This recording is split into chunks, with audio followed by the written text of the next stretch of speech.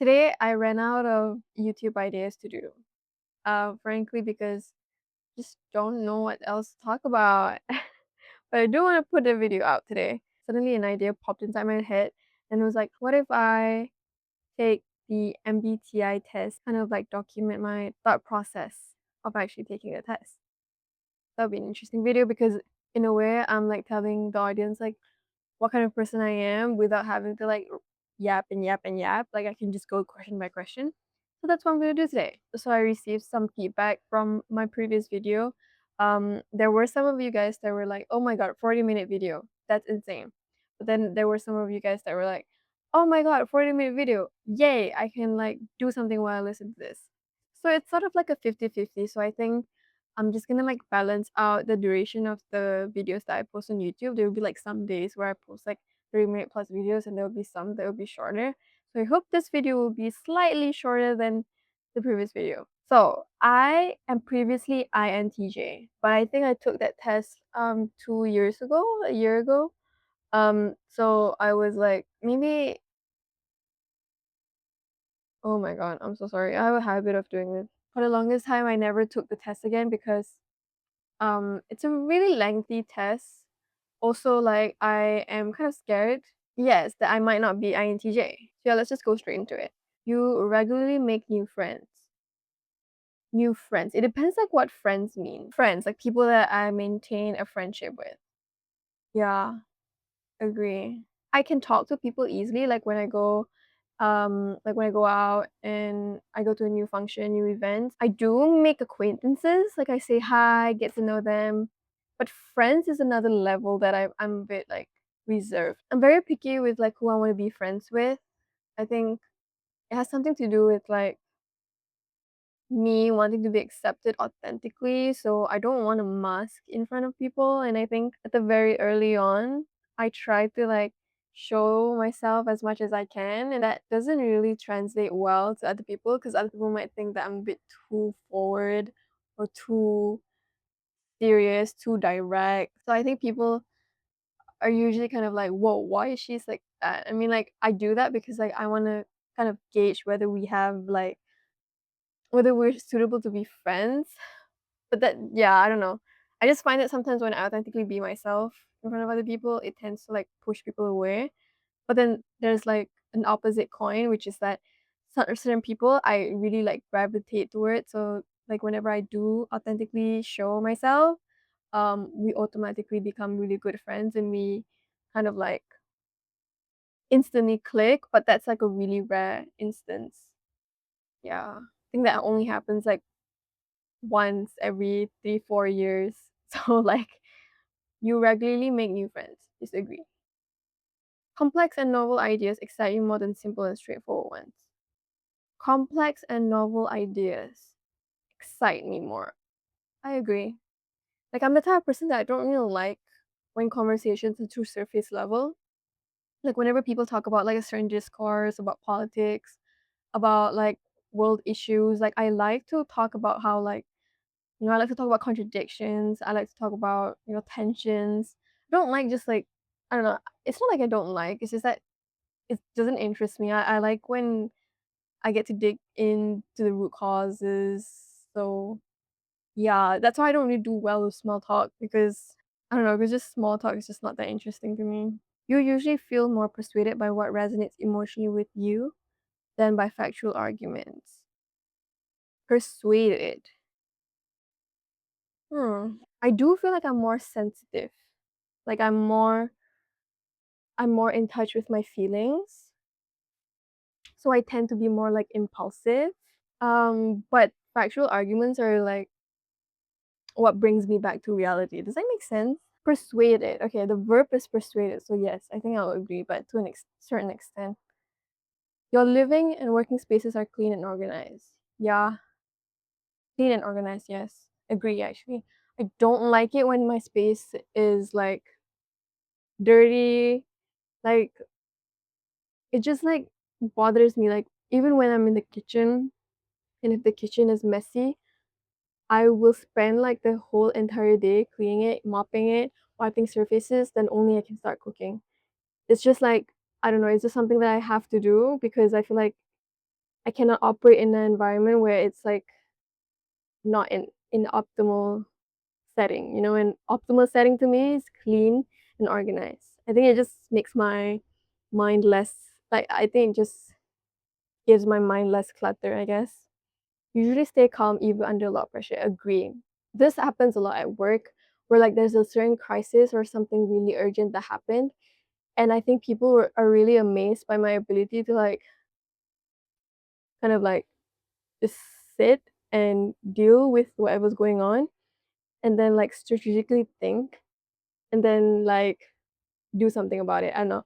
Wait, why do I feel like this is a job interview? I don't know. I just feel like there's no point in panicking because it's like everything is solvable. Also, it's like work. So like it's not really the end of your life. You find the idea of networking or promoting yourself to strangers very daunting. Agree.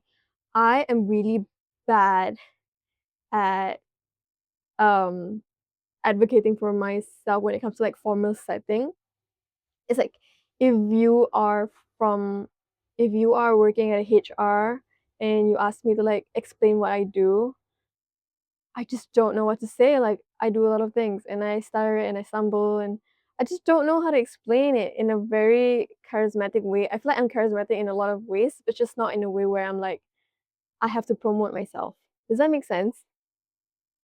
I just I feel like I have too many things that I have in my head, and I'm the type of person that says something first before I think thoroughly about it. So like I will start my sentence and I will stop and I will restart my sentence again, and then people will find like why is she having a hard time doing this? You know what I mean? I mean, the idea of networking itself is already so scary. What even is networking? You prioritize and plan tasks effectively, often completing them well before the deadline. Yes, because I'm a responsible person and I'm very reliable. I like to think that I'm reliable because why won't you want to be reliable? I feel like being reliable is the best quality that you can have as a person. Well, I don't think so because I feel like if you're too reliable, people will tend to rely on you a lot, and I don't really like that.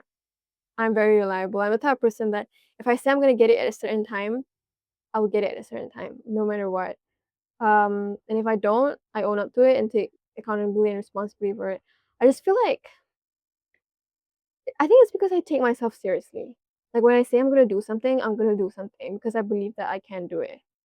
Yeah. Like me and discipline, we don't take games. Me and discipline, we're like this. People's stories and emotions speak louder to you than numbers and data. Agree. I feel like numbers and data become like to I think become desensitized to numbers and data. You just want to listen to people's stories and emotions. Sometimes that gives you like a higher impact than just numbers. Because numbers are just things that you communicate with like the higher ups. But you know, if you really get in touch with your feelings, you gotta listen to what people say. You get what I mean? You like to use organizing tools like scheduling lists. Agree. My head is a battlefield. There's no way I'm gonna remember anything at all. Even a small mistake can cause you to doubt your overall abilities and knowledge. I used to say agree, but then I will lean more here because, healing, you're trying to let go of like being hard on yourself. So I think disagree. No longer that. No, no, no. You feel comfortable just walking up to someone you find interesting and striking up a conversation. No, I don't feel comfortable. I feel like even if I want to, I will really have to prepare myself for the conversation. My palms will start sweating. I'll get really nervous. So I would, but I would just not feel comfortable. You are not too interested in discussions about various interpretations of creative works. Disagree. Why do you think I'm on Reddit all the time? You prioritize facts over people's feelings when determining a course of action. Ooh, this is a little bit too black and white. It depends on what kind of situation it is. Because if it's like an argument or misunderstanding, and you kind of like want to make sure everybody's treated fairly, you need to look at the facts. Because if you just prioritize people's feelings, like the other person might feel neglected, the other person might feel abandoned or left alone. So I feel like if you prioritize the facts, then everybody will feel like everybody is treated fairly or like whatever the idea is justified. I don't know. That sounds a little bit self-centered, no? Whatever. I think I'm just gonna put it here. You often allow the day to unfold without any schedule at all. Disagree. It depends. Like on weekends, I like to have like things that I like to do, but I don't really say like, okay, wake up at 7, sleep at 10. Like I don't really do that. Yeah. But I do like to have lists of things that I would want to do for the day itself. You rarely worry about whether you make a good impression on the people you meet. Agree. I don't care anymore. I used to, but I don't. I think because like I've met so many people, I'm like rarely impressed anymore. Like I think because you want to make a good impression on people because you want to impress them or you want to kind of like project a certain persona of yourself. But I think like I used to do that and it's really tiring to like keep masking yourself and care about whether you leave a good impression or not. I think like oftentimes if you don't care about making a good impression, you will end up actually making a good impression. So you enjoy participating in team-based activities. Disagree. I don't like team-based activities. Whenever there's like trainings or like seminars and they say like, oh, get into groups of 4, groups of 5, groups of 3. I want to take a gun and just basically point. You enjoy experimenting with new and untested approaches. Yeah, agree. I like it. You prioritize being sensitive over being completely honest. Disagree. I feel like it's important to be honest and sensitive at the same time. But why I put disagree is that with sensitivity, you can hide certain words, you can conceal certain truths to like make sure that it doesn't offend the other person, which I feel like it's really harmful because when you want to be honest with somebody, you can't be sensitive. Does that make sense? You can reword or reframe how that honesty sounds like, but at the end of the day, that's the honest thing that you can say to them. And I feel like being honest is kind. Because if you're honest to somebody, it means that you care. And it means that you want to form a relationship with them.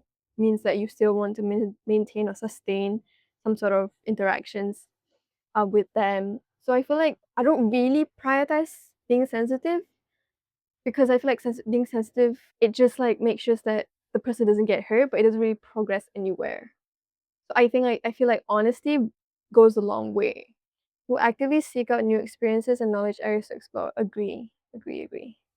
You are prone to worrying that things will take a turn for the worse. Not really, but it's quite neutral. It depends. I think that is just like my anxiety, so it has nothing to do with my personality. You enjoy solitary hobbies or activities more than group ones. Agree. That's why I like reading. I like watching TV shows and movies. It's like hobby is such a vulnerable thing. Even if like I do in a group setting, it's probably something that's more close knitted. I'm not like playing Dungeons and Dragons. You cannot imagine yourself writing fictional stories for a living. I don't know, maybe. Maybe. Neutral. You favor efficiency in decisions even if it means disregarding some emotional aspects. I tend to do so. It's not the best trait that I have, but yeah.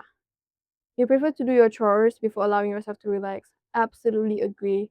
I have no idea why people would like lie down and wait. Okay, I get why it's called procrastination, but if you have the option or if I have the option to do my chores first, I would do my chores first because I feel like then the action of relaxing is more gratifying. It's called delayed gratification. In disagreements, you prioritize proving a point over preserving the feelings of others. Not really. I don't really care about proving my point anymore. It's like if you want to see the point, you see the point. If you don't, then you won't. Whoa, that rhymes. You usually wait for others to introduce themselves first at social gatherings. Yes, this happened yesterday. I was just chilling and everybody was just like, sorry, what's your name? Sorry, do you work here? I've never seen you before. Wait, you look so familiar. Wait, are you? Your mood can change very quickly. Yeah. Just don't like when things don't go my way. I think that happens a lot. Whenever like things don't go my way, my mood can change from like in an instant. You're not easily swayed by emotional arguments. Agree. Not anymore. I used to.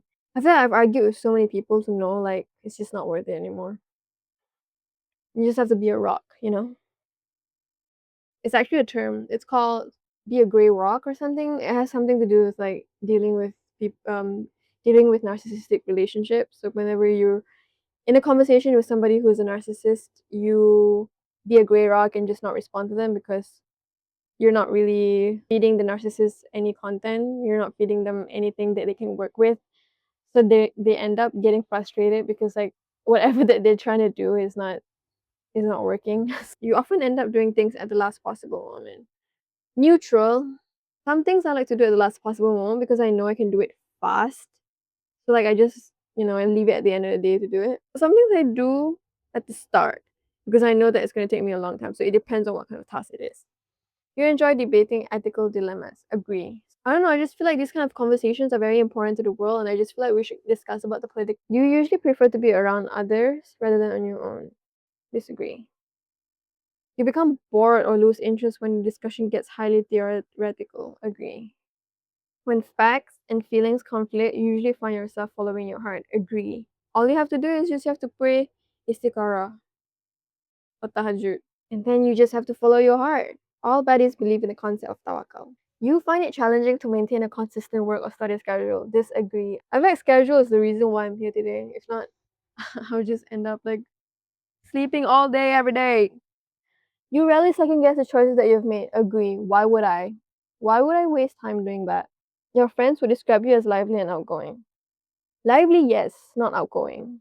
You are drawn to various forms of creative expression, such as writing. Agree.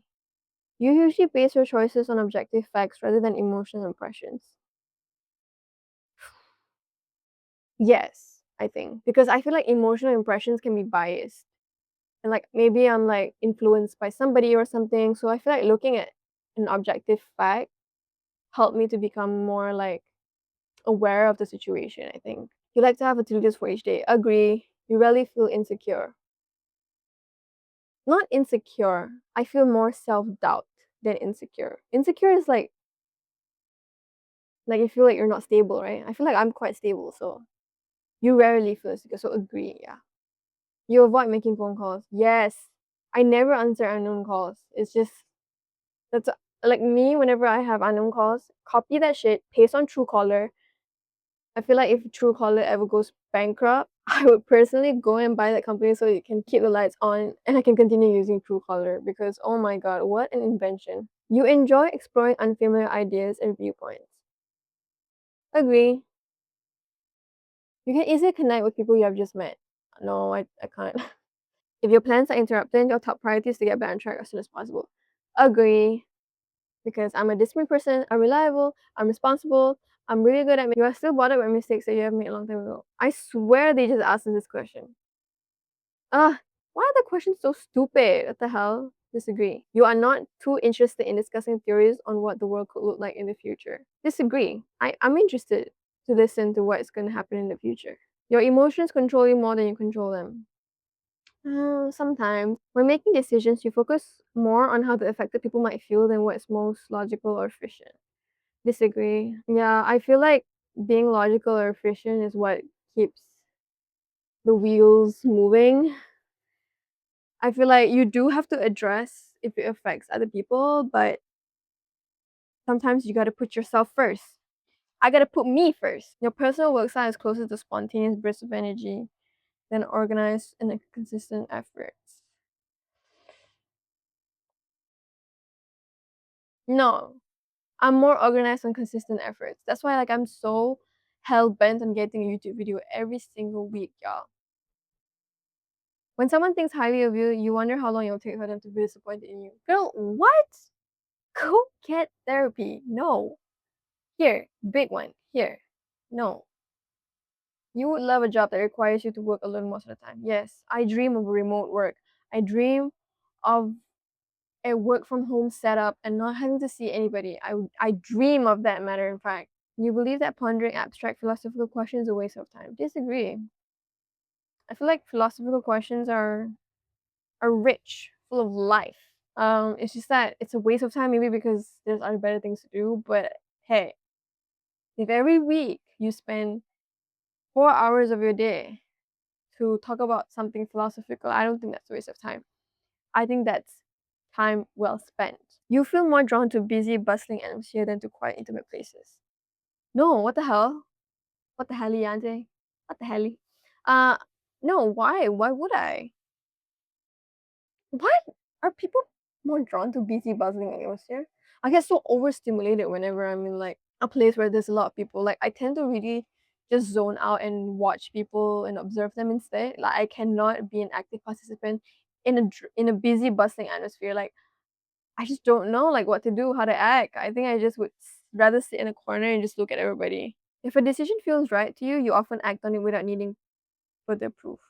Yes, I think. Agree. But I do need some proof. Like I need some facts to back it up. So but yes, I largely believe that I make a decision because it feels right. Because mind and body is one thing. Even though it feels like you're not logical, everybody is a bit logical.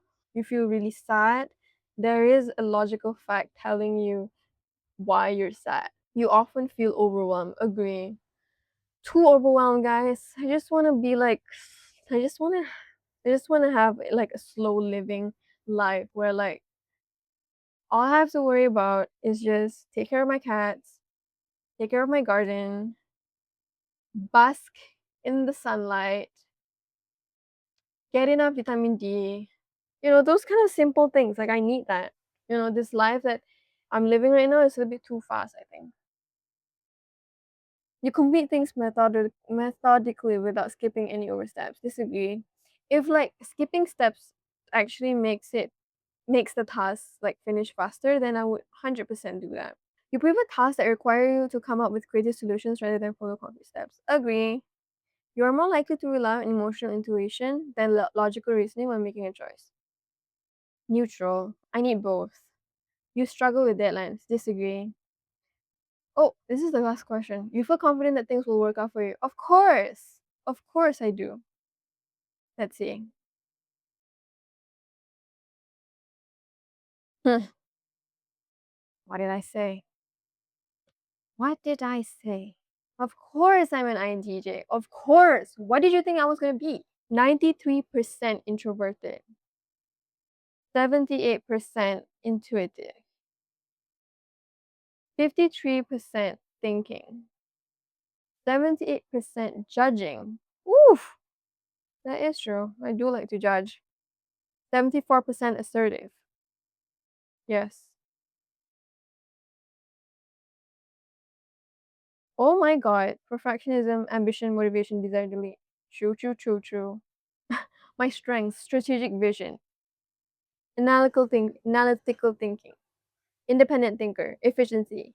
My weakness, high standards, aversion to routine, direct communication style, too independent. True. This is so stupid. My weakness is overlooking emotional intelligence. Maybe.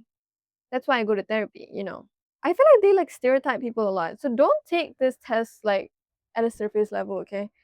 This is just like a way for you to like kind of learn more about yourself, but in a way where it's like more systematic with like a proper framework and stuff like that.